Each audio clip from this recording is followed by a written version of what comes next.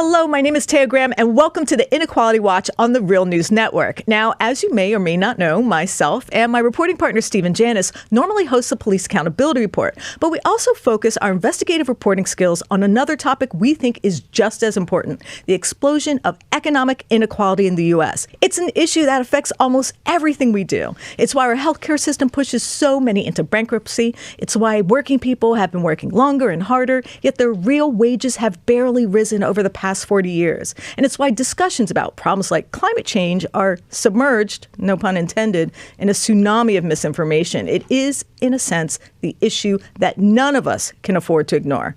On our last Inequality Watch, we spoke with legendary economist Richard Wolff, and we discussed one of the most obvious symptoms of this unequal system: billionaires. We examine not just the impact of billionaires on our election, but how wealth influences and often constrains our political debate and how we approach complex social problems. I mean, think about the last election and the debates that defined it. Did we hear a word about how our country bankrupts people who get sick? Did we hear anything about living wages or a real and thoughtful debate about how to create affordable housing or fight climate change or really save Social Security? Of course not. Instead, billionaires who pumped hundreds of millions of dollars into campaigns and super PACs and think tanks have corralled common sense by conjuring false conflicts that prompted us to fight amongst ourselves, and they get richer. And the mainstream and social media have gleefully and gainfully fueled our culture wars. But there is a good reason for this, because the system that sustains extreme wealth is not only flawed, but absolutely constructed in a way that is self-sustaining. And it does so in part by blinding our minds to the truth. It's like inequality is making us sick, and the political movement that could save us is prevented from revealing a cure. But today, we're going to find it and take a healthy dose of economic justice medicine to allow us to overcome the disease that ails all of us. And I will also be in the live chat to answer questions for you when I can. And to do so, we are so lucky to be joined by one of the foremost thinkers on this subject, Robert Reich. The former Clinton Labor Secretary has been at the forefront of debates over the impact of inequality on our society, constantly steering our deranged national discourse towards sense and sanity through facts, insight, and expert analysis. He is a champion of labor and the rights of workers, but he's also a soothsayer who predicted the rise of our politics of disillusionment merely 3 decades ago due to, you guessed it, rising inequality. Let's just watch a brief clip of him talking about it in 1994, almost 30 years ago to the day. I would love to play every moment of this video, but when I get a chance, I will post a link in the chat for you. If American business continues to pursue short-term profits at the price of insecurity and falling living standards for a large portion of our society, it will sooner or later reap the bitter harvest of popular rage. The American public is basically pro-business, but that support rests upon an implicit bargain. And American business betrays that bargain every time it fires an older worker in order to hire a younger one at a lower cost.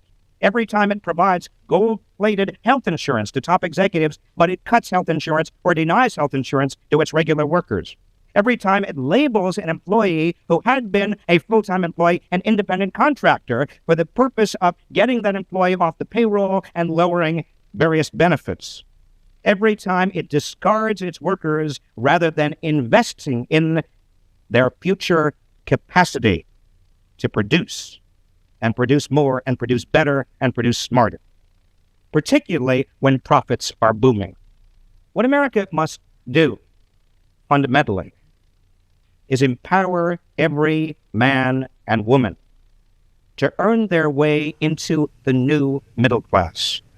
Okay, you can see we have the right guest for the topic at hand, to say the least. I mean, do we have Nostradamus here? Or do we have an economist who actually took the time to look at the impact of globalization and computerization and automation and rabid corporate profit-seeking and actually saw the impact it would have on people? Yeah, it's really interesting because when I watch that clip, I kind of have an epiphany because we had been at the Republican National Convention and we had talked to people and tried to push them on like what specific policies. And there was this real sense of nostalgia and angry nostalgia in the people that we talked to.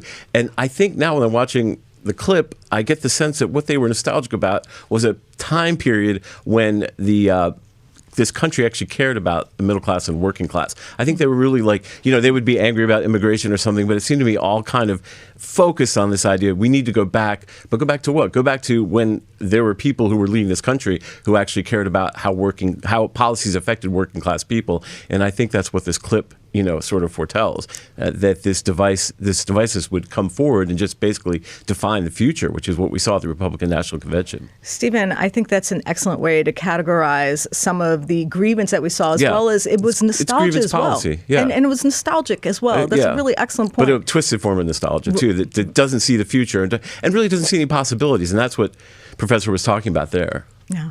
But before we go back to Professor Reich, I want to revisit some of the ideas from our last show so we can build on them. Now, this is a method we use on the show to add some context to the facts of how wealth inequality impacts all of us. So last time, we came up with a way of categorizing billionaires to help us understand this idea.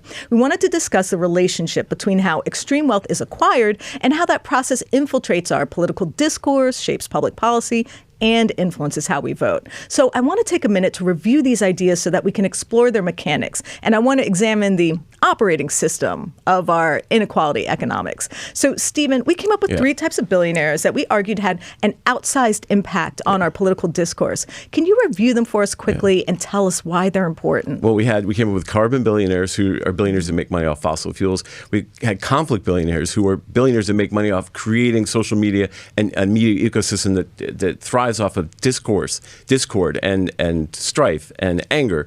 And then we came up with capture billionaires, are the people who kind of extract money through private equity or through, like investment bank or whatever. So we came up with those three to kind of say, here is a political economy that emerges from these three kind of billionaires.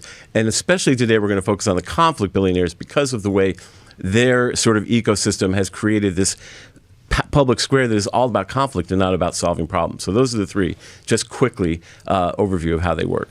Okay, so that was a great summation. And so for the purpose of our discussion today, though, I just want to focus on one genus of billionaires, specifically the conflict variety. Right. That's because I think they have created what we would call a conflict-rich environment. And the reason I make this point is because we need to keep this idea in mind as we unpack this subject with our guests. This means the waters, so to speak, are muddied by this so-called conflict environment, right? Yeah. I mean, the problem is, one thing we saw talking to voters, like I said, they had very little grasp of policy.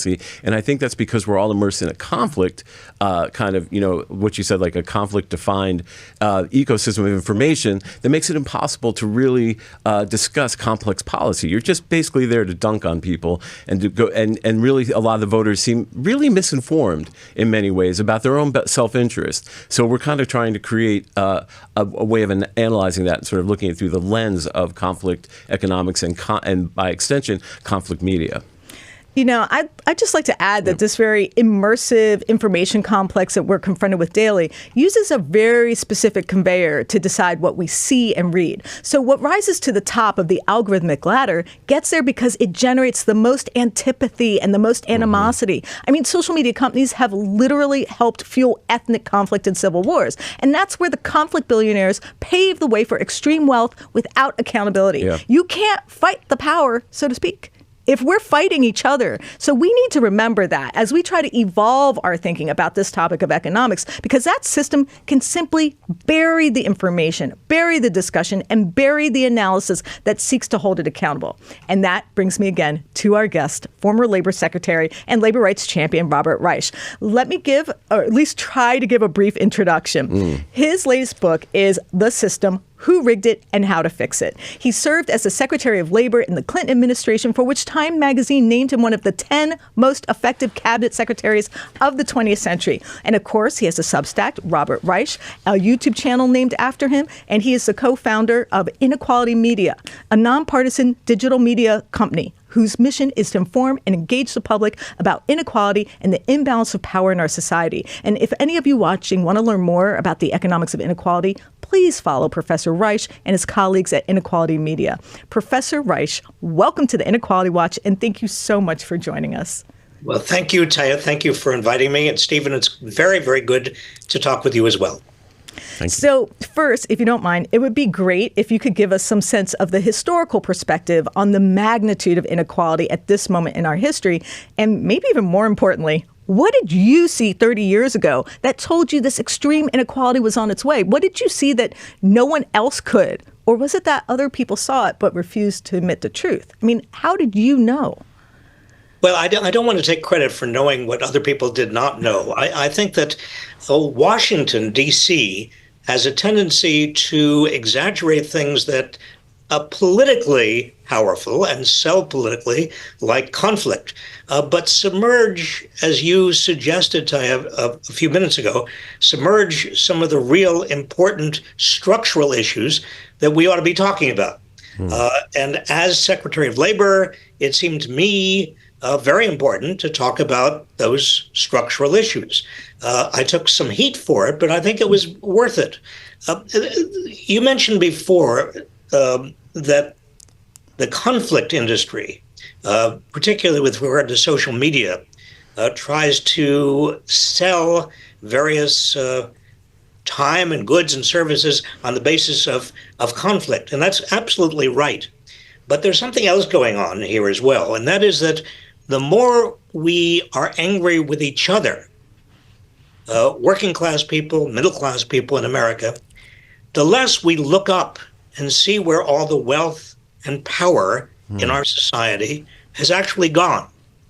It's gone to the top.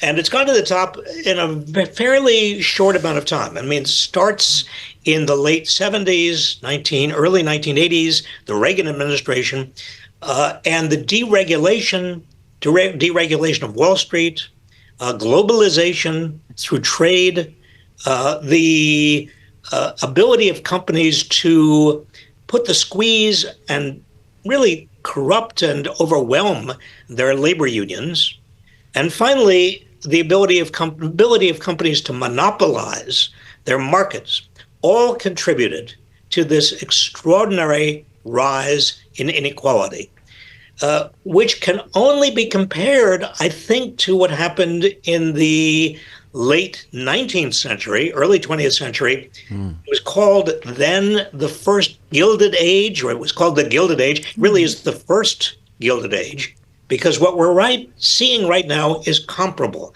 The same degrees of inequality, the same robber barons, that's what we used to call them in the first Gilded Age.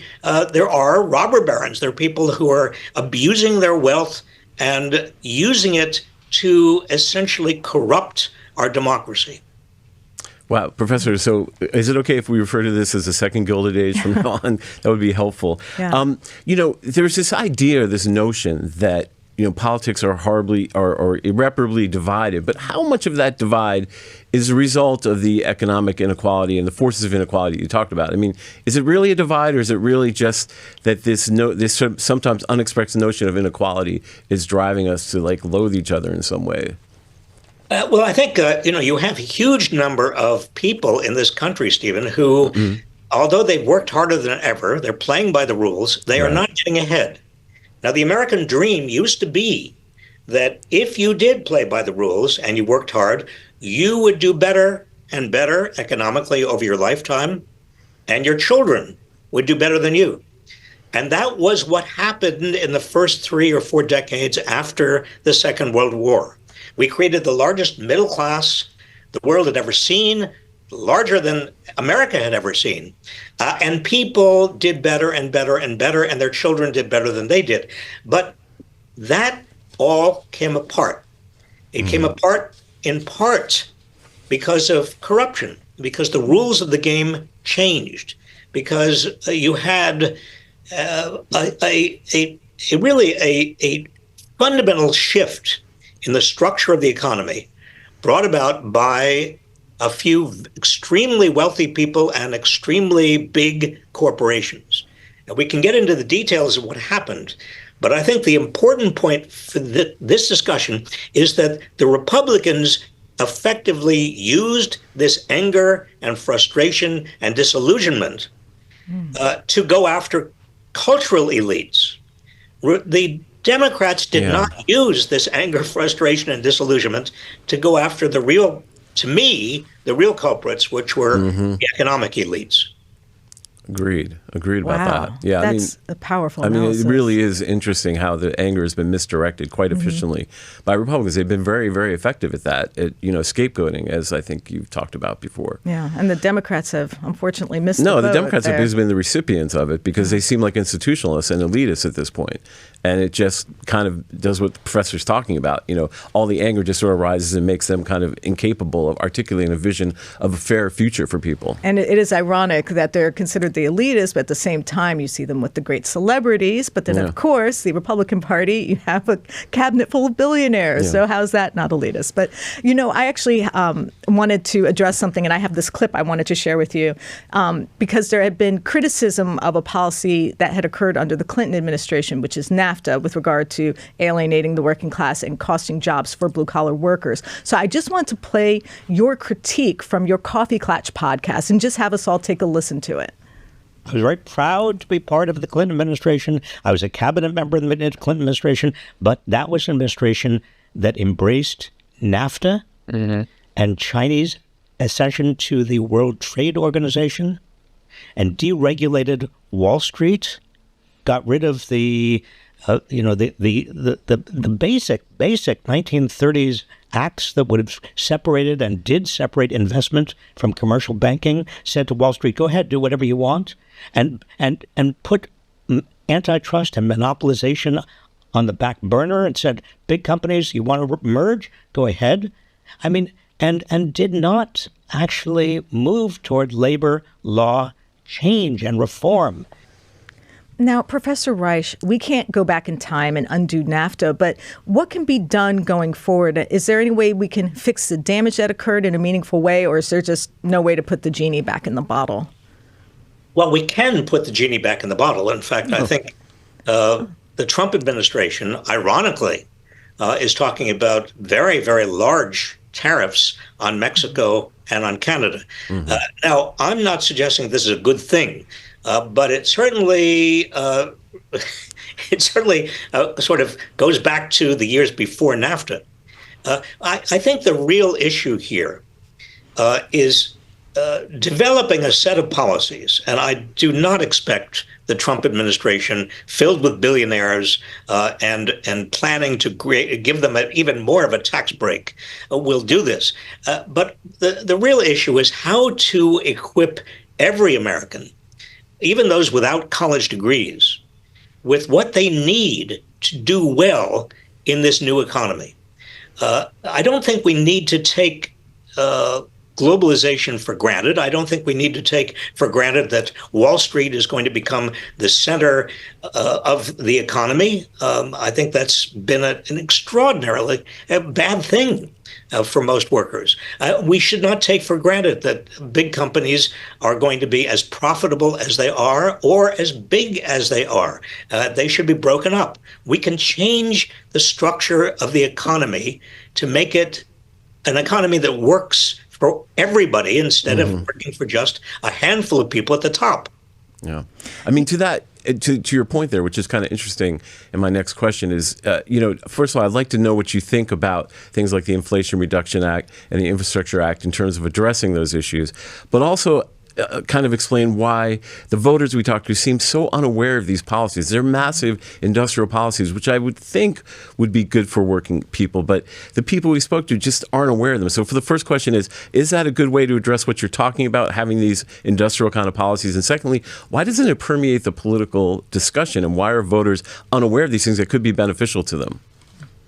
Well, they're unaware, I think, in large part because the Biden administration did not know how to tell them about it. I mean, voters, when they just see Inflation Reduction Act, or they see policies, or they see an Infrastructure Act, or they see numbers attached to these things, and their eyes glaze over. They have no idea what they mean. I mean, to talk about these things in a practical way, you've got to go back to people's kitchen tables and say, this is what this means in terms of your pocketbook. It's going to happen not now, but it's going to happen 6 months from now. Or this is what the goal is, and you can check in along the way and let's see whether you are doing better and your children are doing better and you're getting better jobs. But there was no attempt to do that. No contextualizing, no narrative, no story, just a bunch of policies. Yeah. I just want to ask one more question. I'm sorry, just to follow up. But do you think, in terms of addressing the need for people who don't have college degrees to have good jobs, are those the kind of policies that you would think would be best to do? I just want to make sure to clarify that. Do you support that kind of, industrial policy, or do you think that that's, not going to work in the long run? I think that those policies are very important. They've already started to work, but they're just the beginnings. People need, for example, paid family leave. They need help with caregiving to children and to elderly people in their families who need care. Most people need help with housing. We have a housing crisis across the country. These are kitchen table issues, but the political class is really not directly dealing with them. That's interesting. Sorry. I just wanted to follow up just to try to understand how a system like this develops in D.C. You're obviously very pro-worker, very pro-labor person. Can you understand how a concept and a policy like NAFTA happens? Couldn't they foresee the impact it would have on workers? Did it happen because corporations were picturing greater profits and they were influencing the process? Can you help us understand what happens in the D.C. bubble so a policy like this gets pushed forward and the American worker ends up hurt? It happened because big corporations and very wealthy people who stood to gain a lot of money pushed the George H.W. administration to negotiate the North America Free Trade Act. And then it was very hard for Bill Clinton and the Clinton administration to do an about-face. In fact, the same forces that actually got NAFTA to be enacted in the first place were still there under the Clinton administration. Organized labor, now this is important, organized labor constituted about a third of the entire private sector workforce in the 1950s and 1960s. But by the time of the Clinton administration, organized labor was down to about 10% of the private sector workforce. Today, it's down to 6% of the private sector workforce. So, in other words, you've had a total collapse of organized labor as a political force. It's just not there. Wow. Yeah.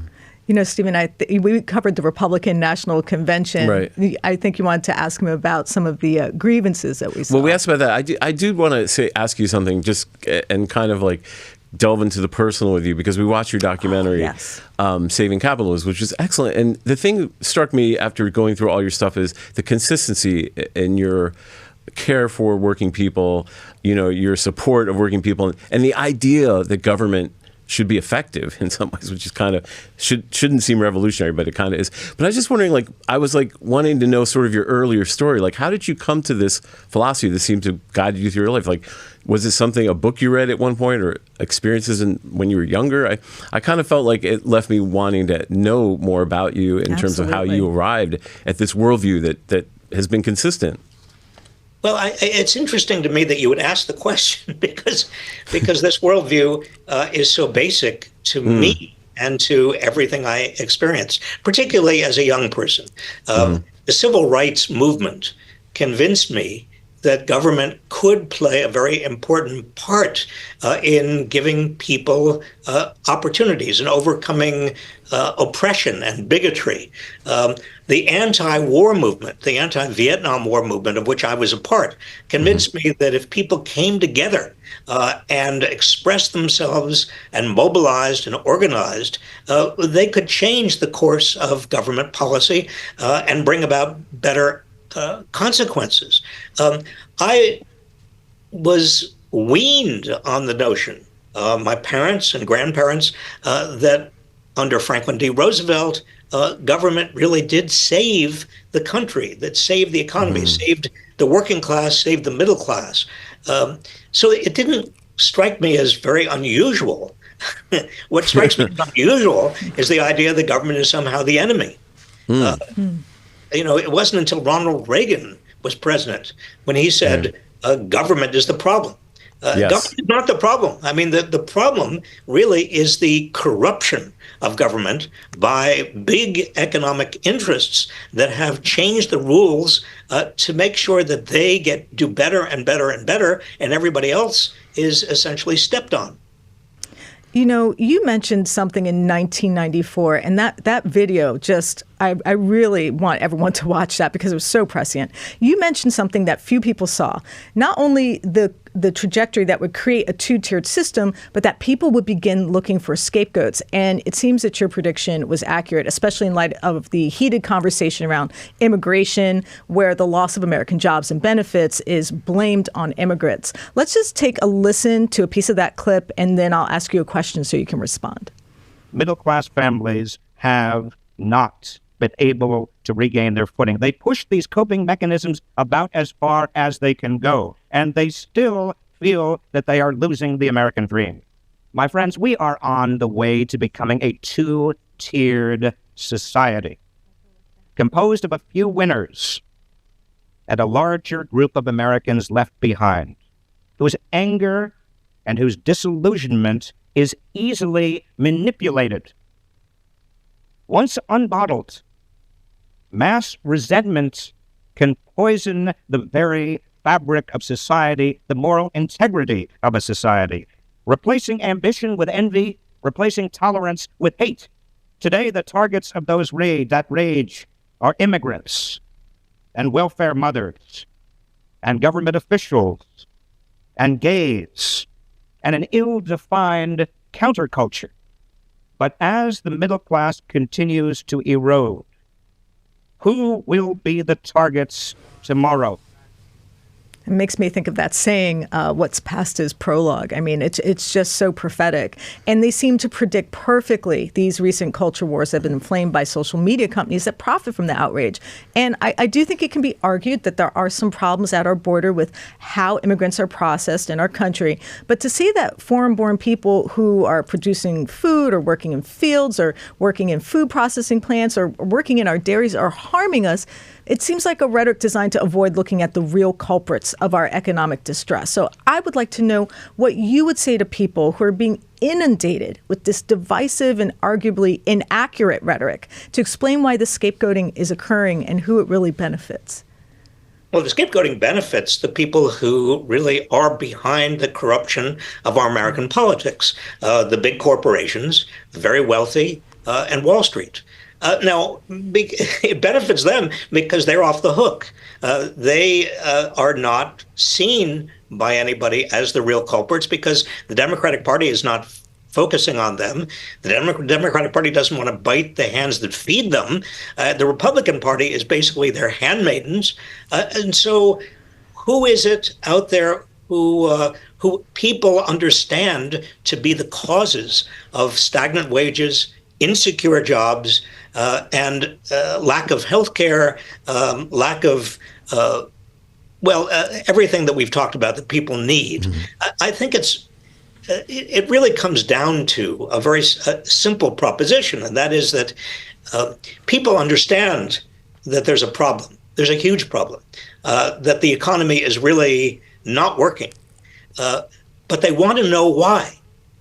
And if one party is making up excuses, talking about the deep state and immigrants and blaming communists and saying Democrats are socialists and just making up all kinds of scapegoats, and the other party, that is the Democrats, are not actually talking about the corruption that comes from huge money infecting our politics from big corporations and from wealthy people and from Wall Street, then who are you going to believe? Well, you don't have much choice. You're only given the Republican story. This is one of the big tragedies of our time.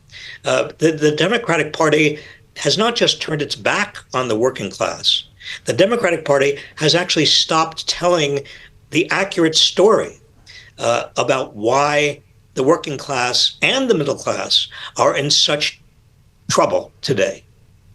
How much, Professor, how much do you think that problem is because Democrats kind of embraced, and I know this is a fraught word, neoliberalism, because I've covered a lot of local governments and state governance, and it's always public-private partnerships. We're going to solve this with a tax break for a corporation. This will solve everything. How much have the Democrats succumbed to the notion of neoliberalism has made it almost impossible for them to articulate an argument that they really care about the working class, so that their policies are focused on, the working class? How much is neoliberalism a problem? Well, neoliberalism is at the core of the problem for the Democrats. If by neoliberalism you mean privatization, deregulation, international trade, all of the things that basically the big corporations and the wealthy and Wall Street wants.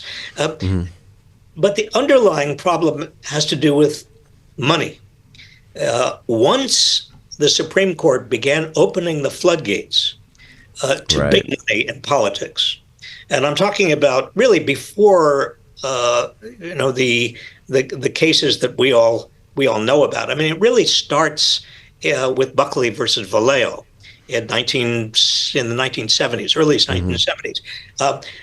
Once the Supreme Court begins to open American politics to that kind of corruption, then there's almost no end to it, because the corruption changes the rules of the game. And the rules of the game being changed enables the wealthy to become even wealthier, the big corporations to become even bigger, and then they can turn around and use even more of their money to corrupt the process even further. It's a ratcheting effect that is extraordinarily dangerous. I was thinking about one of the messages that seem to underlie almost all of our political debates, which is the idea that it's a zero-sum game. In other words, all policies lead to either winners or losers. But you wrote a book that suggests otherwise, called The Common Good. Can you talk about this idea a little, and maybe why it seems or maybe just feels almost impossible to really discuss and embrace the common good in the current political environment? I think most Americans, average people, your friends, people in your community, understand the notion of the common good. People are generous. They see somebody who is in trouble on the sidewalk, and they respond to those people.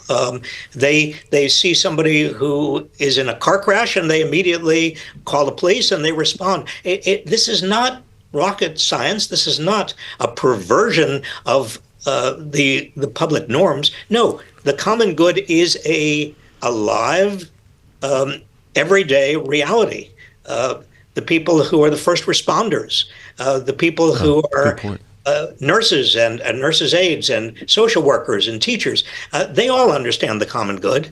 The people who don't understand the common good, unfortunately, are trapped in a system in which big money has corrupted them, and big money has corrupted the part of the system that they exist in.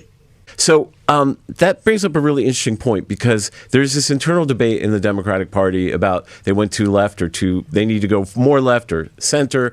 But really, it's about a discussion about policy. And how did we get to this point where we're saying something like Medicare for all, which makes common sense, is an ideological position? Like, why do we think of policies that make sense as speaking to the idea of the common good, policies that help people are somehow leftist or ideological? It doesn't really make any sense. Why do we view them way? Is that the wrong way to view them?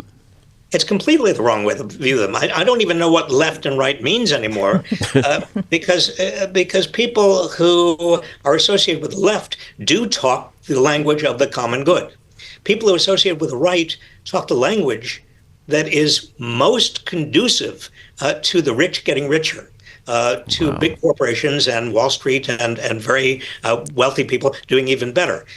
Why can't we all speak the language of the common good? Shouldn't that be the political debate we're having, or we should have? I frankly don't understand it. And it becomes even stranger today because when people say Democrats should move to the center, what's the center you're right. in democracy and fascism? I don't understand what the center is. It's kind of a hybrid. But an impossible hybrid, right? You can't have a hybrid of autocracy and democracy. But I'm glad you made that point, because I really feel like we get lost the minute this debate starts, like, well, they wanted Medicare for all, so they went too far radical for the people of this country, Right. or they want to have, job programs or things that are, it just makes no sense, and we can't get trapped in that, right? I mean, Professor, particularly, Stephen, when you look at other advanced nations that are not even as wealthy as we are, that are wealthy, but they're not even as wealthy as the United States, they have paid family leave. That's Right. common. They provide their people, by law, with 4 weeks or 5 weeks vacation every year. I mean, that's the law. They provide medical care to almost everybody. They provide access to college that is almost free to everybody. I mean, these are standard common goods in most other advanced nations. We are the outlier. We are the kind of extremes with regard to catering to the big corporations and the financiers and the very, very wealthy. I was actually really excited because you're a former cabinet member, so I thought you would have some interesting insights into President Trump's cabinet picks. And one that I'm particularly interested in is the proposed Department of Government Efficiency, which has been tasked to look for government waste and inefficiency. And in my opinion, isn't a bad idea in theory, but the fact that not one but two billionaires are in charge is something that I find extremely problematic.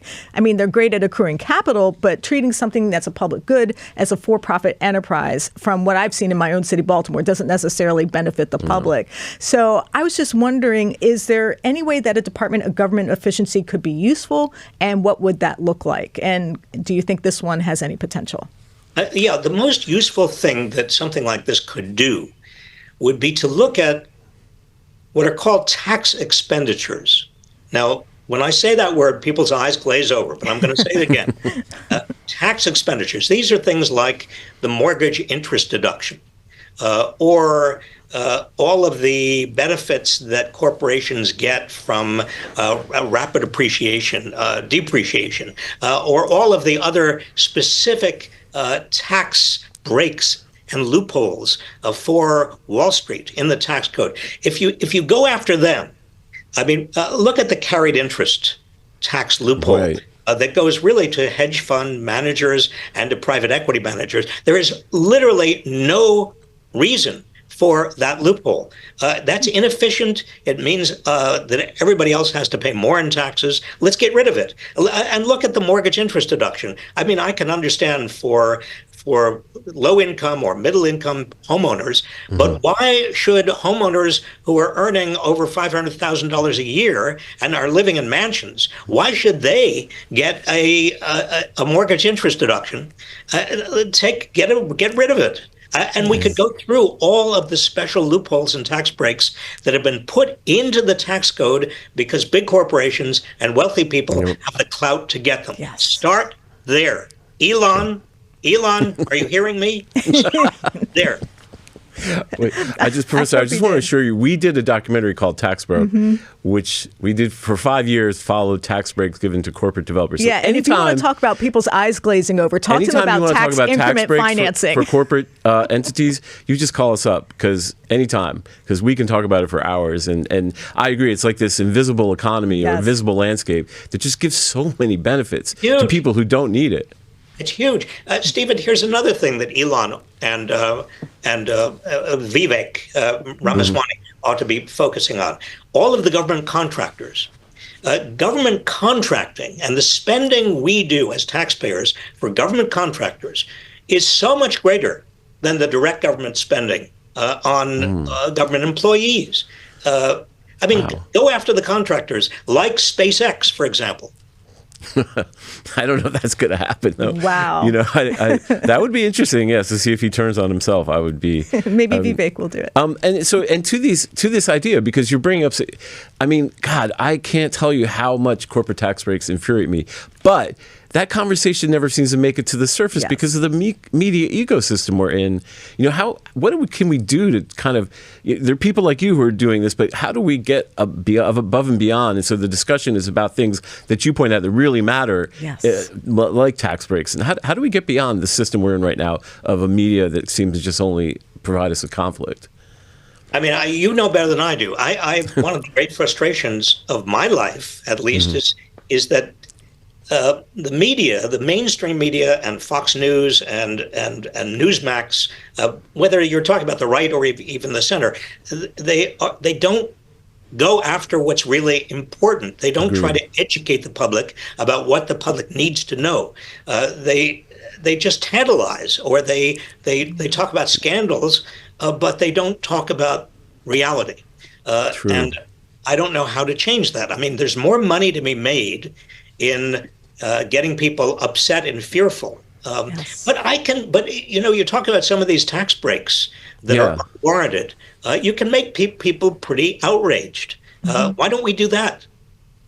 It's a great question. I was watching CNN and they had an expert on Social Security, and he kept talking about how Social Security was going to be, insolvent. But he never brought up the idea that there's a cap on Social Security taxes, and I was like, bring it up. And I was screaming at the television set.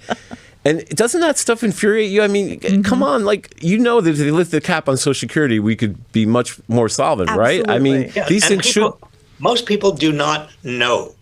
Most people know that they have to pay Social Security taxes, but 100%. They know that Elon Musk finishes paying his Social Security obligations at 18 seconds past midnight, January 1st of the year.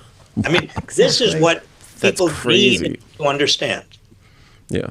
That's such an excellent point. I just wanted to follow up because you were the director of the Federal Trade Commission, and you just wanted, and please correct me if I'm wrong, but you wanted children not to be targeted by companies selling sugary and unhealthy foods. And it seemed to me your reward for that was having the FTC being starved of money until it shut down. So I was just wondering if that effect of corporate interest on our government is still that naked, or do you think this could happen to other government agencies, especially under the new administration? I mean, as a reporter, to me that it's an astonishing story. It's just they cut the money off because they didn't like the fact they were going to lose out on their sugary cereal money. So I was just wondering, is this something that could happen again? And what can we do as investigative reporters, journalists, people to try to engage with this?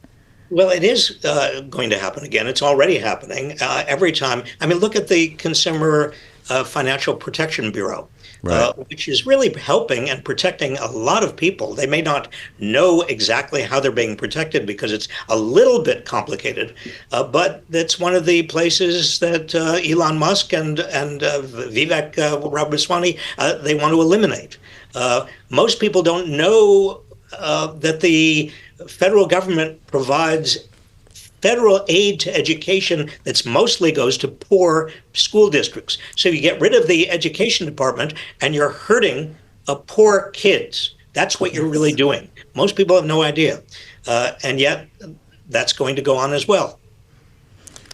Wow. So you have one final question. Well, I was actually kind of curious about how important you think independent media is right now, like non-corporate media, like your Inequality media, or maybe like Professor Wolf's Democracy at Work. Do you think it can make a difference? Because there is so much noise. But how important do you think it is right now? Non-corporate media is extraordinarily important, but here's the problem. You have to have some way of financing your media. Now, subscription services are useful to some extent, but it's expensive. It's a kind of it takes a bigger chunk out of the pay check of a low-income person than a high-income person. So, how do you finance the media you need? Years ago, we thought National Public Radio and public television were good things, and they ought to be financed out of taxpayers' funds, but they've been vilified by the right. Well, what's the alternative? Social media has become too often a kind of a cesspool of disinformation. How do you make social media work? Well, you certainly don't put Elon Musk in charge of what used to be Twitter. I just have to ask you something, and this may seem kind of like an extreme question, But there are billionaires, what you can tell I'm a little obsessed with them, who have really poured their money into political campaigns. I mean, Vice President Harris received support. I mean, she raised over $1 billion. Yeah. But Trump was no slouch, and he had at least 50 billionaires, including Elon Musk, pour money into his campaign. So my question is that when there are individuals with this kind of extreme wealth and they're able to influence our politicians, I believe they're thwarting the will of we the people. So this may sound radical, but are billionaires authoritarians, and are they actually actively undermining our democracy? Well, some billionaires are. I mean, I don't think it's sensible to simply say every billionaire is abusing his or her status and power and money.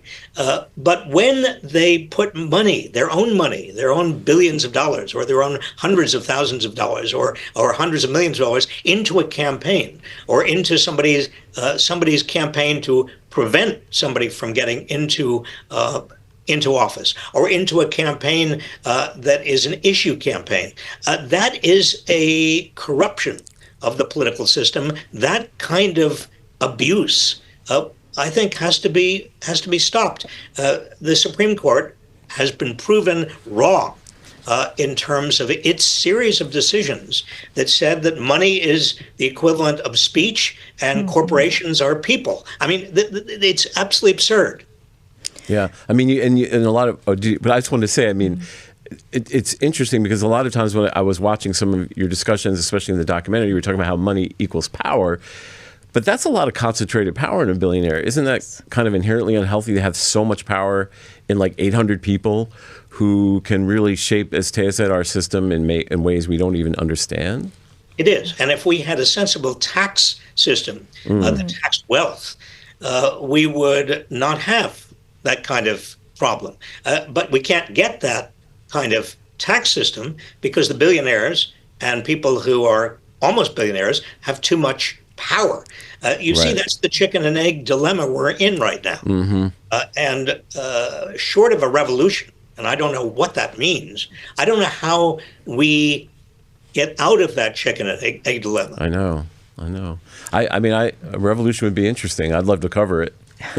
Well, actually, I mean, it might not be fun, but I often think about that because it's so, it's so entrenched in our political system, and that power is immovable or immutable in many ways. It's made immutable by it. And how we could go back to, say, the 1950s when I hear this, and I don't know if this is right, Professor, but there was a marginal tax rate of 92% or something on the highest earners. I don't know how we get back to that, or is it even possible?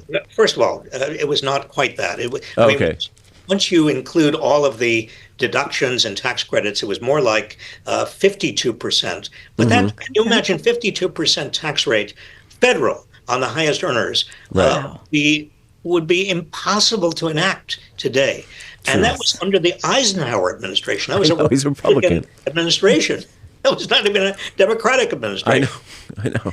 Amazing. I just had to ask you one more question because I had recently watched your documentary, Saving Capitalism, and there's something that you said in there that was haunting me.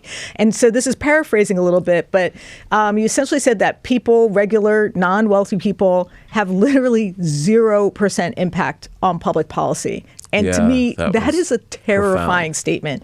Could you elaborate on it a little bit and just help us understand it and if there's any remedy?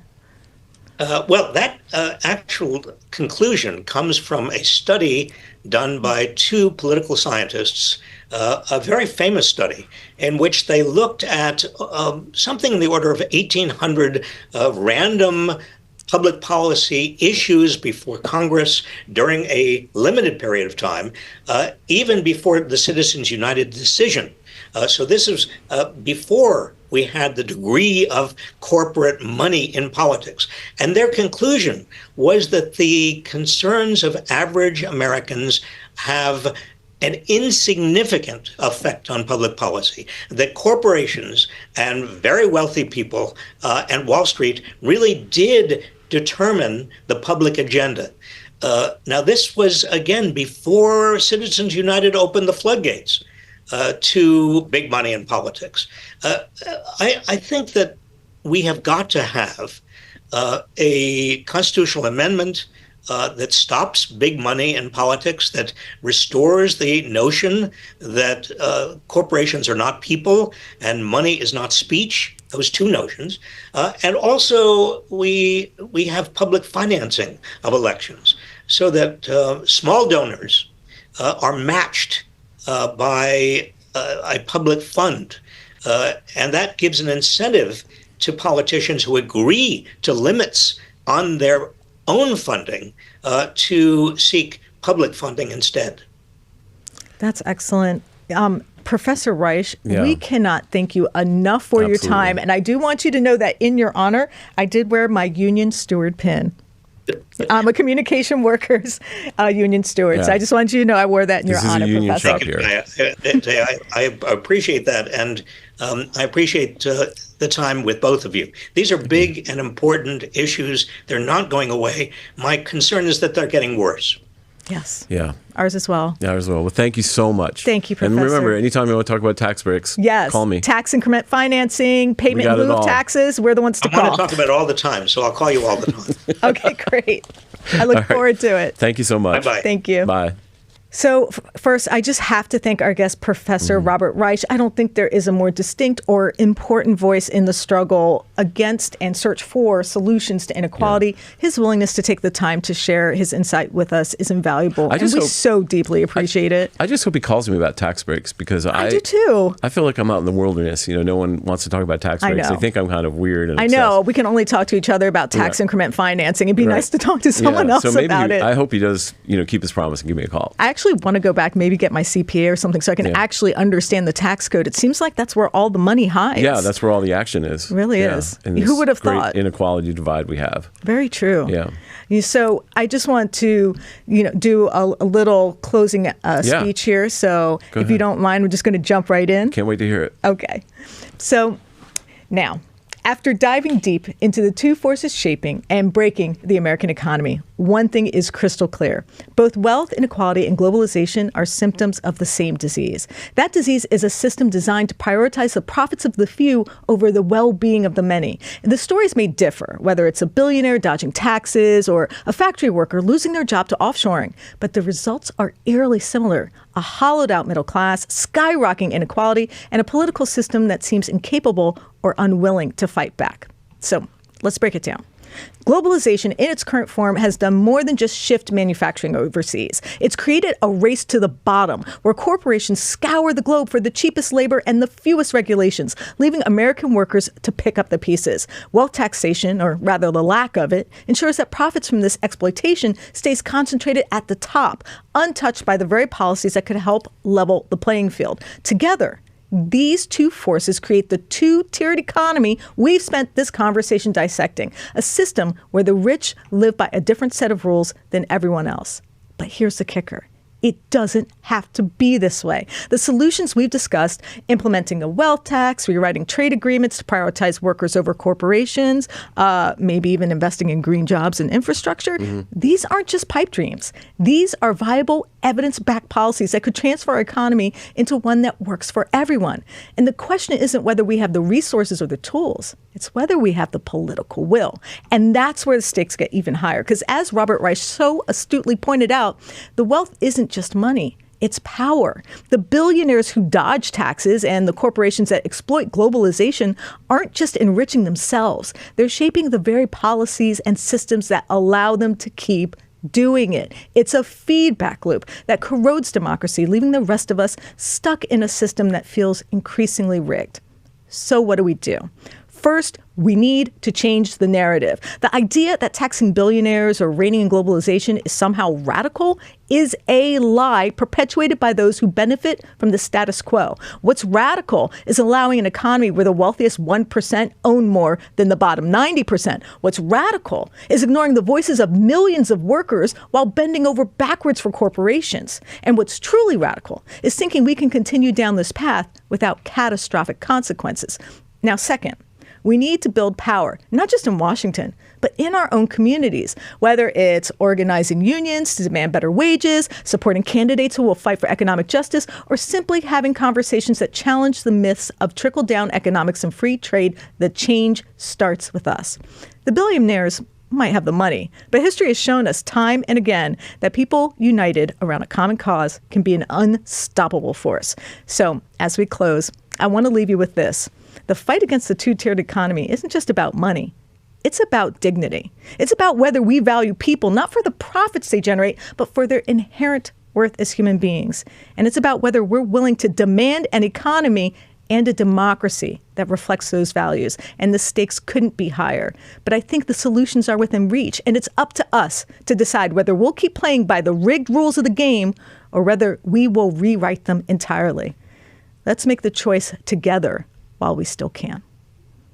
Okay, Stephen, you know how I love to speechify. Yeah. Is there anything you would like to add? Well, I mean, it's really interesting having me come after. That's a pretty hard act to follow. But I will say that movement building strikes me as very difficult and a very, let's say, dicey proposition in the media ecosystem we talked about before, because it's not structured around accumulating some sort of epistemology or knowledge of a subject like we do with tax breaks. It's more about, emotion and being aggrieved, and I just worry about that. I worry about the type of system we have to come to some conclusions about specific things we want to. You have to change something specific.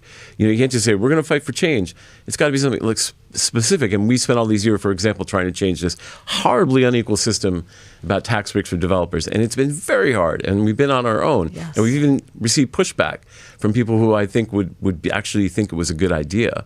And the Democrats completely punted on it. Wouldn't even allow a vote on the bill that would have shown people what happened. And we've talked about this before, but I worry about that because it's hard. It's really hard to permeate people's TikTok lives and say, okay, this is a very complex issue, but if we don't change it, and I think if we don't address that, it's going to be very hard to bring about real change. So that's my opinion. I think you're right. And I just wanted to speak to some of the folks in the comments and in the live chat who ask about my analysis. And I've seen a few people say, Taya, you're a criminal justice reporter, the police accountability reporter. I still am. But my reporting has always at heart been about government accountability, and that's exposing corruption or inequity. And whether that's blue or red, it doesn't matter to me. Now, right now, I think the greatest inequality and injustice isn't necessarily coming from left or right or Dem or Republican. It's the top 10% versus the bottom 90.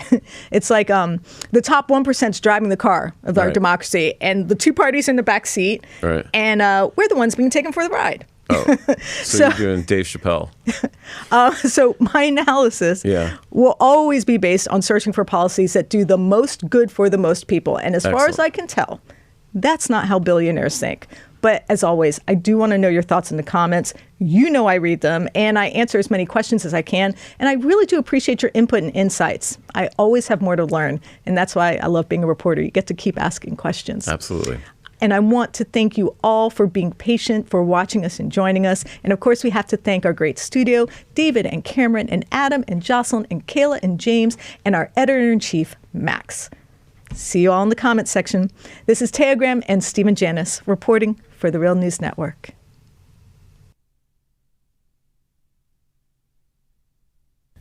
Thank you so much for watching the Real News Network, where we lift up the voices, stories, and struggles that you care about most.